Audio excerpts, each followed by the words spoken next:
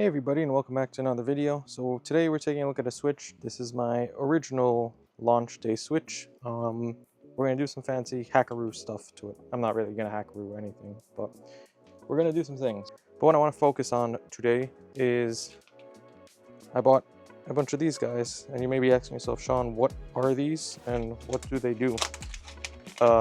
These are RAM chips. So I bought 6 RAM chips, to test my fate and luck with. These are 4 gig modules, I believe it is. Yeah, 4 gig modules. So the switch has 4 gigs of RAM internally. I'm going to remove those two and put on 2 4 gig modules. So this is the size of them. And that'll give me 8 gigs of RAM, right? Now I'm hoping the 8 gigs of RAM will make a difference. I don't know. From what I've read, yes. Maybe not. But yeah, we'll take it apart and we'll go through the process. I've never done one of these. I don't tend to work on these switches a lot for various amount of reasons. But yeah, we'll take it apart. We'll go through the process of doing the RAM upgrade and we'll see how it pans on the end. This may blow up in flames and I might end up with a non-existent switch at the end of this. But I guess that'll be your pleasure to watch the process and my sadness if it doesn't work out. So I'll set you guys up, we'll take it apart, and we'll get the reballing going. And while we do that, I would like to say thank you to today's sponsor, PCB Way, the premier destination for top quality printed circuit boards. In a short span, PCB Way has become the go-to choice for seamless online ordering, rapid prototyping, and unparalleled customization. From hobbyists like myself to industry leaders, PCB Way has earned the trust through its commitment to precision and reliability. Cutting-edge technology and a skilled team ensure that every PCB meets the highest standards. Beyond circuits, PCB Way fosters a vibrant community of creators, turning ideas into reality. Join the innovation wave with PCB Way, where quality meets ingenuity.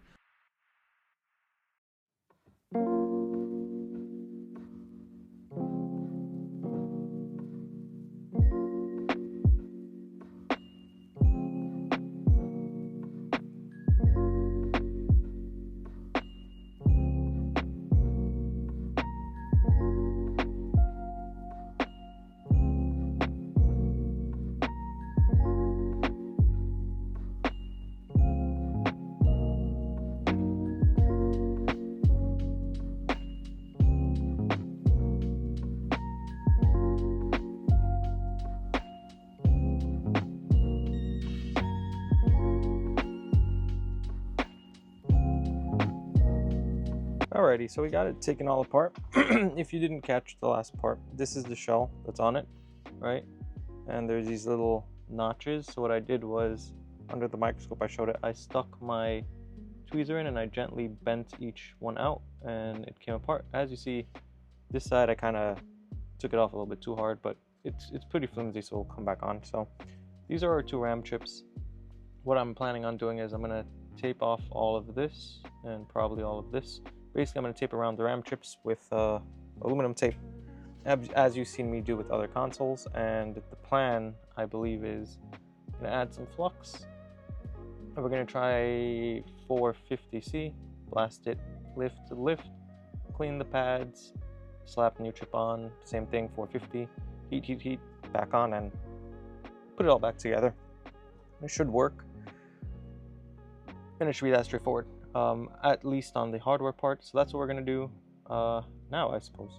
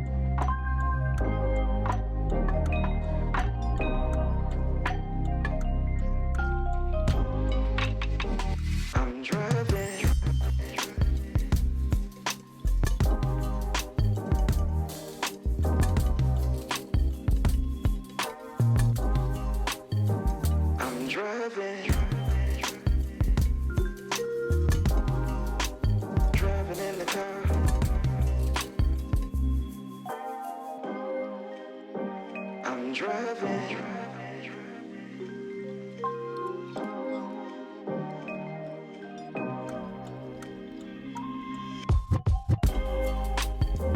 I'm driving. Driving in the car.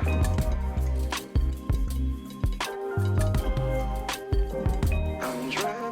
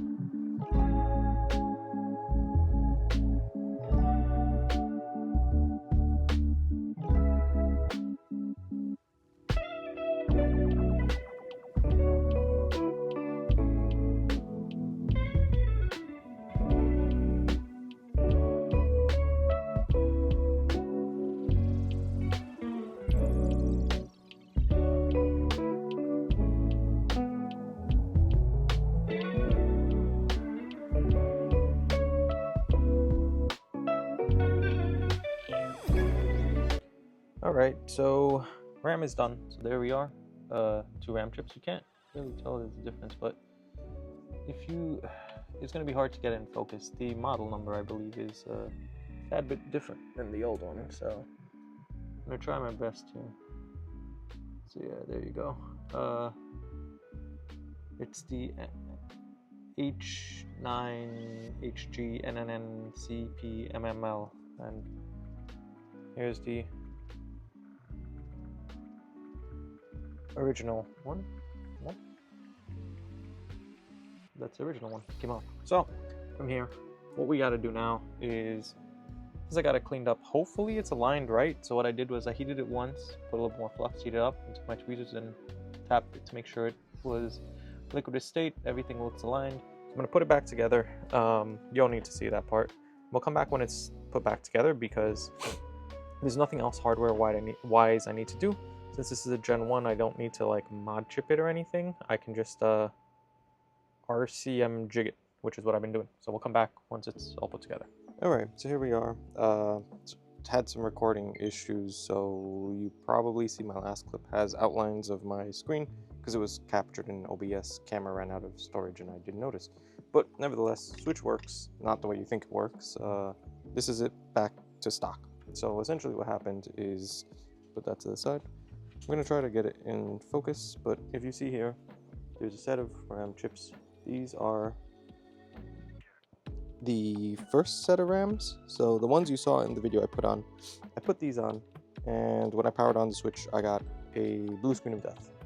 Now, I haven't done a lot of switches, but I know blue screen of death, so when you power it on, instead of getting this, you get a big old blue screen. That means it's RAM issues.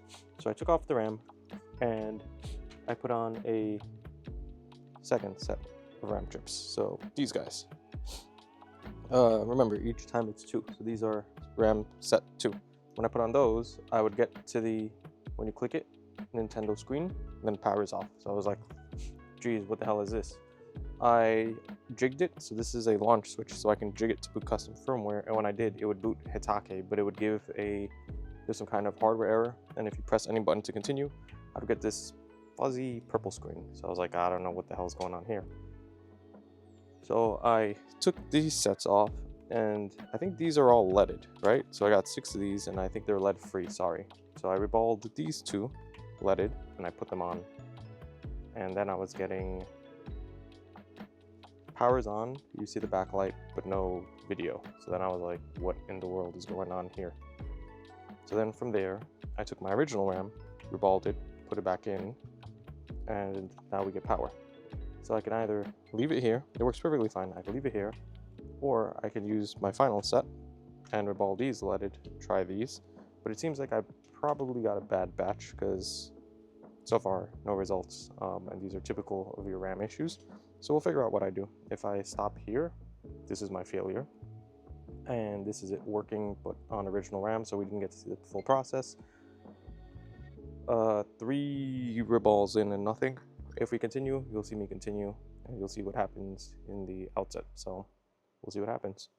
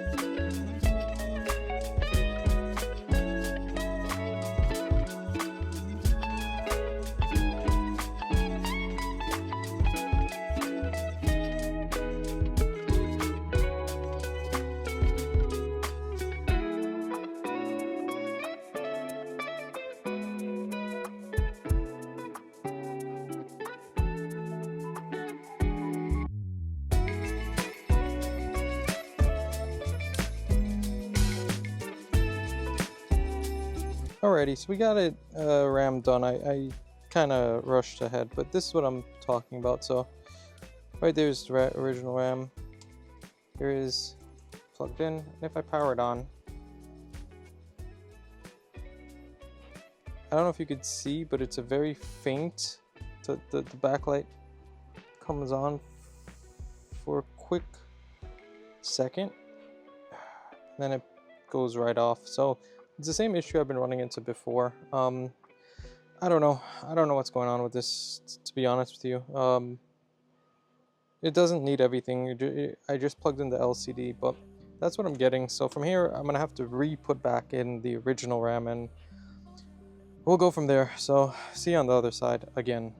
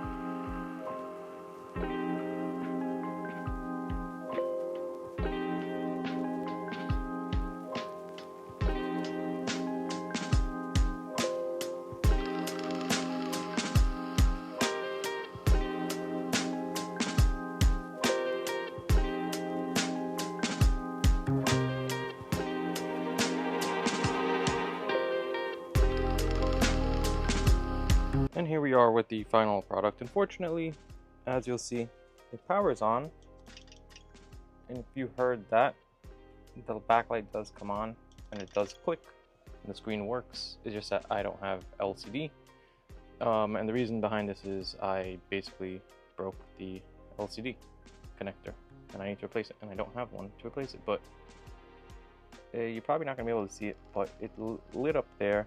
If I press, you can it works. So I got to replace that. What I learned doing this is a switch V1, so it's a launch switch, and you need a Morrico chipset, which I believe is OLED and switch light for the RAM upgrade to work. So I did learn that I can replace RAM and I can put RAM back using 0.35 balls, but it won't ever work on this, so that's why I wasted my time. Gonna try it later on a Switch OLED, which I'll do a bunch of things. But yeah, for now we'll leave it at that. If you thought this was useful, interesting, fun, something, like, comment, subscribe. It's always useful. Yeah, thanks for watching, and we'll see you in the next one. Bye for now. I can't fall to sleep, my mind just keeps